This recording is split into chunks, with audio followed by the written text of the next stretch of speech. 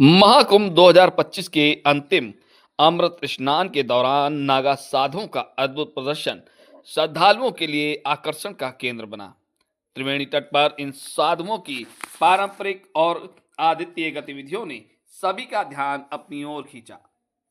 अमृत स्नान के लिए ज्यादातर अखाड़ों का नेतृत्व कर रहे इन नागा साधुओं का अनुशासन और उनके पारंपरिक शस्त्र कौशल देखने लायक थे। तो कहीं कम डमरू बजाते हुए तो कभी भाले और तलवारें लहराते हुए इन साधुओं ने युद्ध कला का भी अद्भुत प्रदर्शन किया। लाठियां भाजते और अटखेलियां खेलते हुए इन साधुओं ने अपनी परंपरा का और कई तरीकों से जोश का प्रदर्शन किया। बसंत पंचमी के अमृत स्नान के लिए निकली अखाड़ों की शोभा यात्रा ने कुछ नागा साधुओं घोड़ों पर सवार होकर निकले थे तो कहीं पैदल चलते हुए अपनी विशिष्ट वेशभूषा और आभूषणों से सजे हुए थे।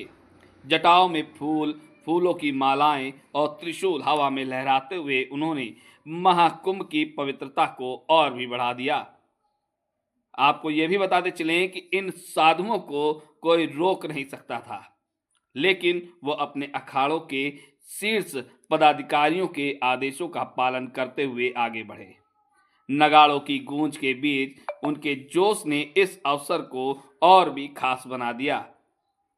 त्रिशूल और डमरू के साथ उनके प्रदर्शन से ये संदेश दिया गया कि महाकुंभ केवल धार्मिक आयोजन नहीं बल्कि प्रकृति और मनुष्य के मिलन का एक महाकुंभ उत्सव है।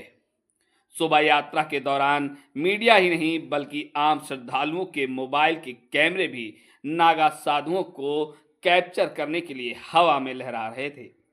नागा भी किसी को निराश नहीं कर रहे थे बल्कि वो अपने हाव भाव से उन्हें आमंत्रित कर रहे थे। कुछ नागा तो आंखों में काला चश्मा लगाकर आम लोगों से इंटरेक्ट भी कर पा रहे थे।